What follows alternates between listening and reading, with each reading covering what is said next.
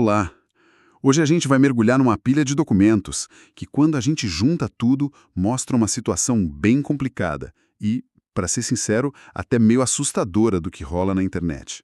Com certeza. Temos aqui desde artigos sobre manipulação psicológica por algoritmos, um estudo de Yale sobre censura invisível, até documentos de uma aliança global de anunciantes e o depoimento de uma audiência no Congresso americano. É bastante coisa. Sim. A nossa missão aqui é tentar entender as forças que operam por trás das cortinas, sabe? Moldando o que a gente vê, o que a gente fala e até no que a gente acredita online. Basicamente, como a nossa vida em comunidade está sendo reescrita por códigos e interesses que a gente nem sempre enxerga. E o que costura todas essas fontes assim é uma tensão, uma briga de cabo de guerra. De um lado tem um esforço que parece legítimo para criar espaços online seguros, sem discurso de ódio, sem desinformação. O que todo mundo quer, em tese. Exato. Do outro, existe o risco enorme de que essa busca por segurança vire, na verdade, uma ferramenta de controle, de manipulação e, no limite, de censura. O que os documentos mostram é que essa batalha acontece em todos os níveis. Em todos os níveis. Sim, ela começa na nossa cabeça, na nossa psicologia e vai até as salas de reunião das maiores corporações e corredores do poder político. E isso afeta diretamente o debate público. Vamos começar então pelo que talvez seja mais fácil de sentir na pele. Aquela sensação estranha, meio escorregadia, de que algo não está certo quando a gente está navegando.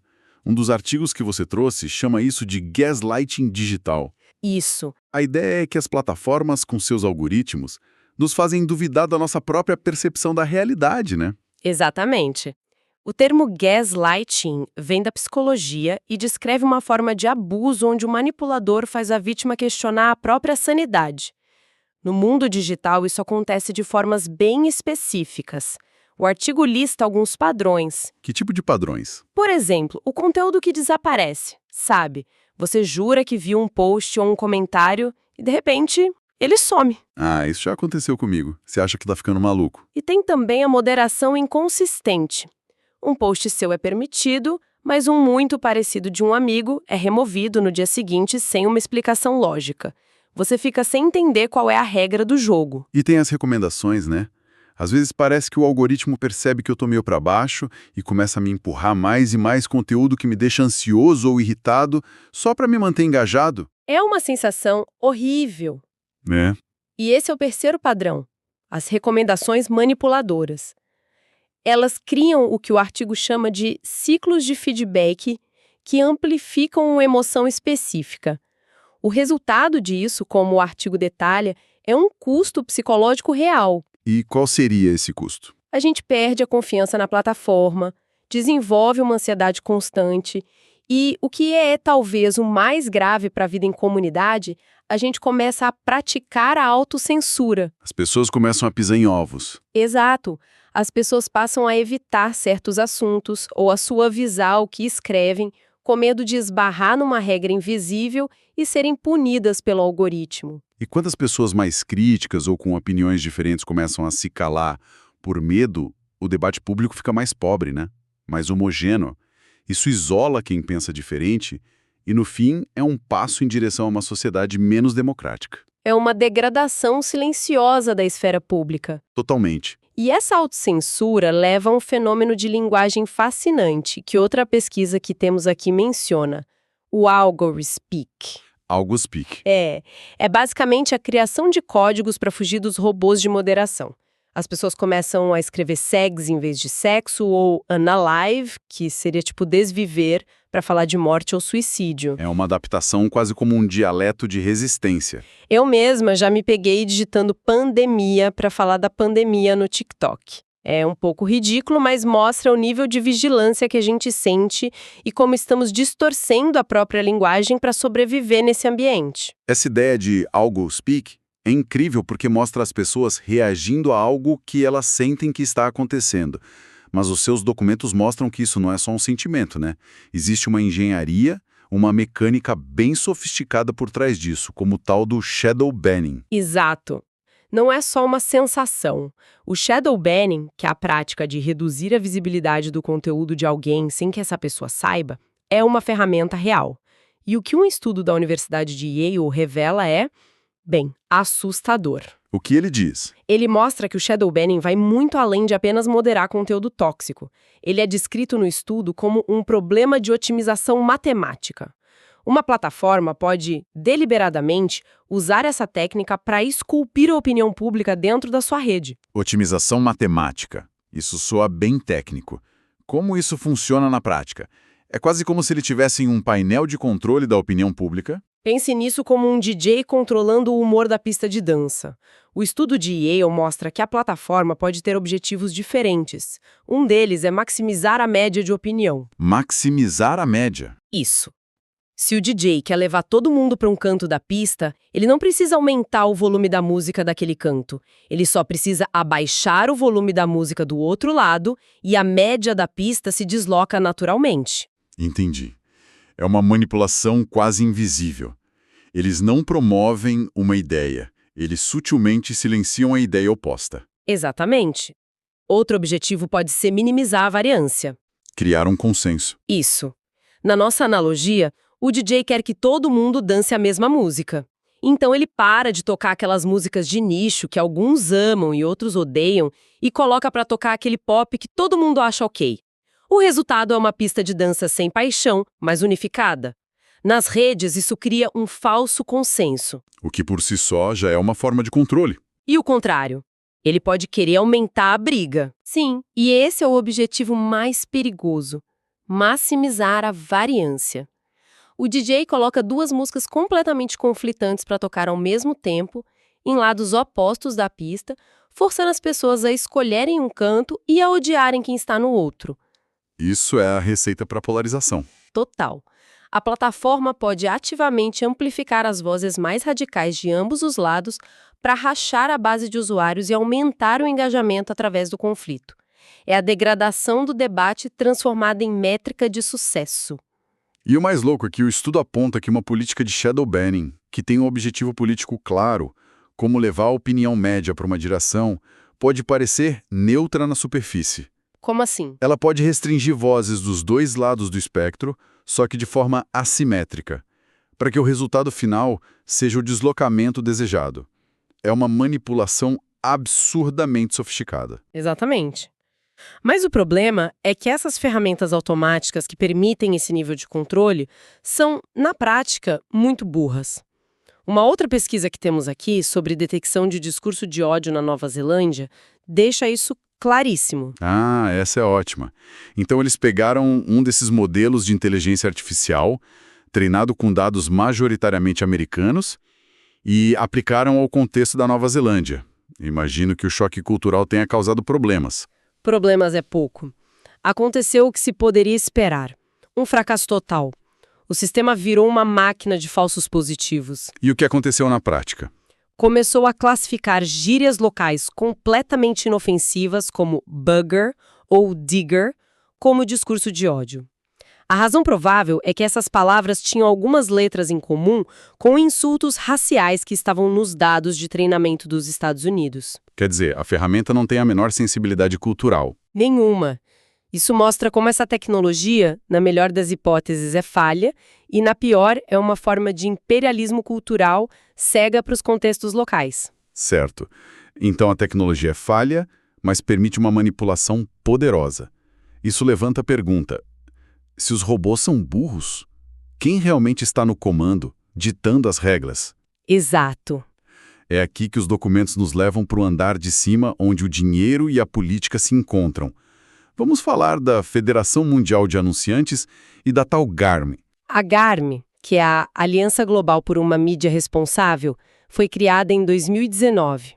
Juntou anunciantes gigantescos como Unilever e Procter & Gamble, agências de publicidade e as próprias plataformas, como Meta e Google. E qual era a ideia? A ideia inicial surgiu de um problema que eles chamam de brand safety, ou segurança da marca. As empresas estavam apavoradas ao descobrir que seus anúncios de iogurte ou carro estavam aparecendo ao lado de vídeos de propaganda terrorista ou, sei lá, teorias da conspiração malucas. O que parece uma preocupação bem razoável. Ninguém quer sua marca associada a esse tipo de coisa. Sem dúvida. Então a GARM criou um manual, um framework, com 11 categorias de conteúdo que eles consideravam nocivo e que, portanto, não deveriam ser monetizados.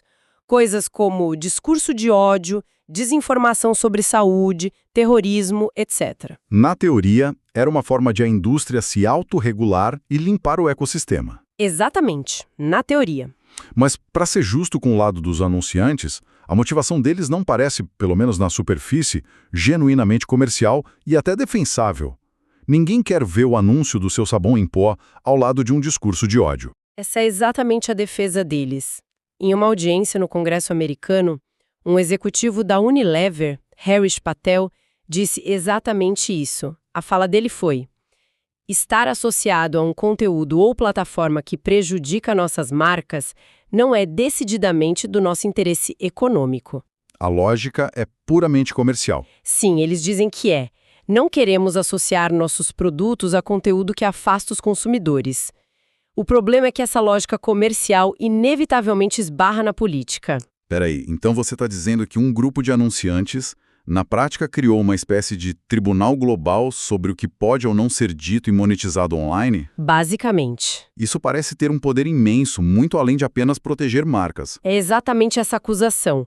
Do outro lado, na mesma audiência estava Ben Shapiro, cofundador do Daily Wire, um veículo conservador. Certo. Ele acusou a Garmin de ser um cartel. O argumento dele é que, como os membros da Garmin controlam cerca de 90% de todo o dinheiro de publicidade do mundo, eles usam esse poder econômico como uma arma para sufocar financeiramente a mídia com a qual eles não concordam ideologicamente. Especificamente, a mídia conservadora. Sim, ele citou a Fox News, o Breitbart e o próprio Daily Wire como alvos dessa pressão econômica. Então, o que começa com uma sensação individual de gaslighting, que a gente discutiu no início, na verdade tem sua raiz numa batalha econômica gigantesca sobre o que é ou não aceitável. A ansiedade de um usuário comum está, de certa forma, conectada a uma decisão de um executivo da Unilever. Perfeito.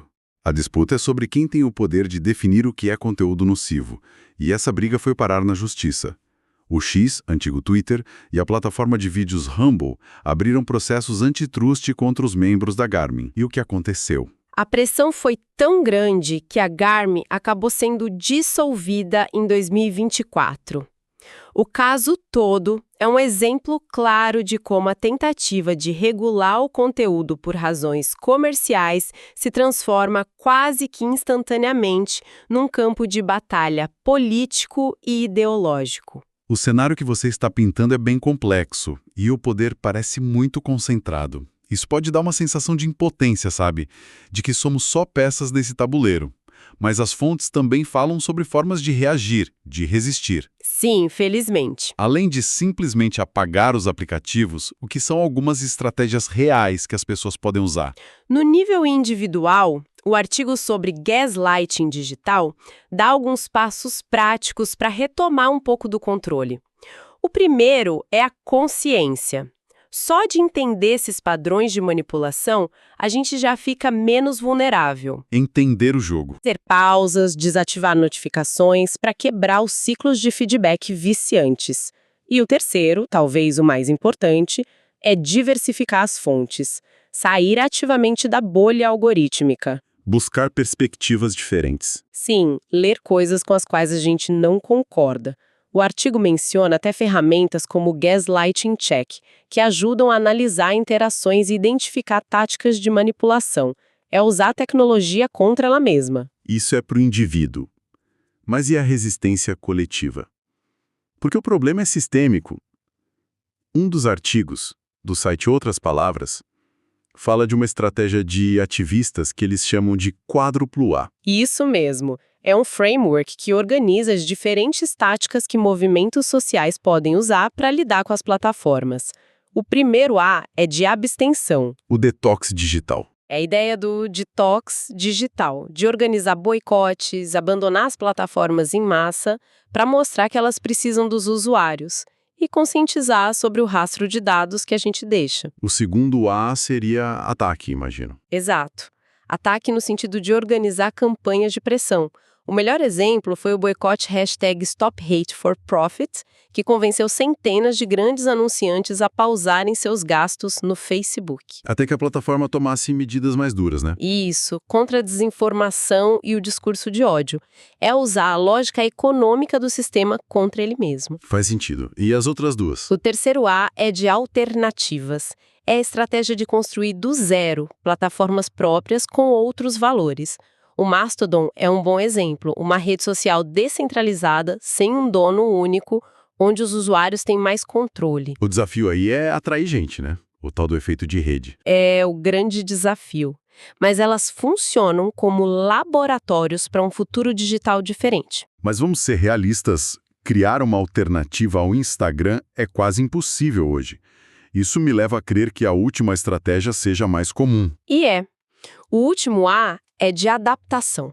É sobre usar as ferramentas das próprias plataformas dominantes contra elas. Como assim? O artigo cita um caso ótimo de green trolling. A petrolífera Shell lançou uma enquete no Twitter perguntando o que você faria para reduzir as emissões. Imagina o que aconteceu. Milhares de ativistas inundaram a enquete com respostas sarcásticas e críticas, tipo parar de extrair petróleo ou levar seus executivos a julgamento em Haia. Eles sequestraram a narrativa da empresa usando a própria ferramenta dela. É a tática mais pragmática. Sim, mas também a que corre o risco de, no fim, legitimar as plataformas que se está tentando criticar. Uau! A nossa análise hoje nos levou de uma sensação psicológica sutil, esse gaslighting que nos isola e nos faz duvidar de nós mesmos, até as imensas batalhas corporativas e políticas que estão definindo as regras do jogo e, como vimos, degradando a nossa capacidade de conversar e viver em comunidade. E fica muito claro que não existe uma bala de prata, uma solução fácil. A moderação feita por robôs é tecnicamente falha e culturalmente cega. A autorregulação das empresas, por mais que comece com boas intenções, é imediatamente acusada de ser um cartel com agenda política. E as estratégias de resistência dos ativistas, por mais criativas que sejam, ainda lutam para ganhar a escala necessária para mudar o sistema. A grande questão de como a gente constrói uma esfera pública digital que seja saudável e que promova conexão em vez de isolamento e conflito continua totalmente em aberto. O que nos deixa com um último pensamento para reflexão.